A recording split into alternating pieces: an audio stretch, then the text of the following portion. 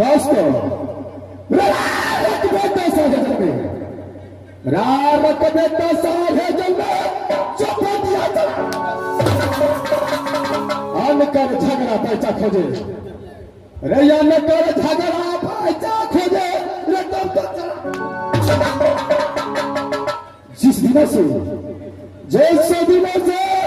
गंगा पास कर दोस्ती किया कहा तो पिंजरी वाले देवेंद्र पंडित को साथ जिस दिन से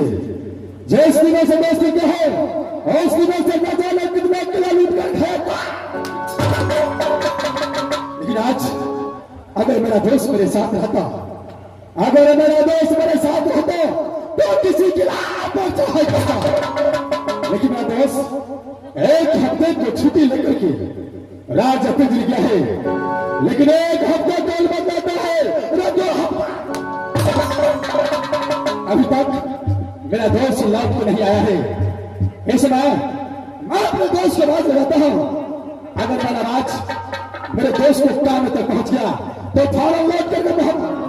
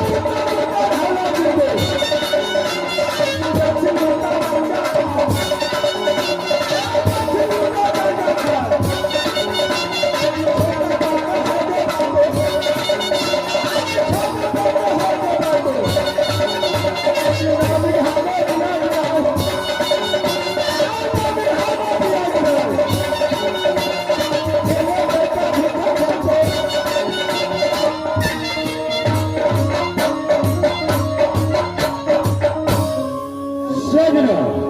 अरे घर में मजा गिर गए अरे रे घर में मजा गिर गए पकिला पड़ा आगे तो मैं बारे कर आगे करो जिसको लाख नसीब बनता है ना अरे लाख हजारी लाख पछाड़िए तब तो चला पतरा में जो बिजली वाला मर गए जाको देवा पंडित करता है ना पोथी पतरा को मतलब समझो एक समय की बात है गंगा जी में पहुंच करके दोस्ती किया वही मोहब्बत न सुबह बुलाता है न शाम को बुलाता है इस आधी रात में मैं चल करके देखता हूं कौन ऐसा मुसीबत मेरे दोस्त को पड़ गया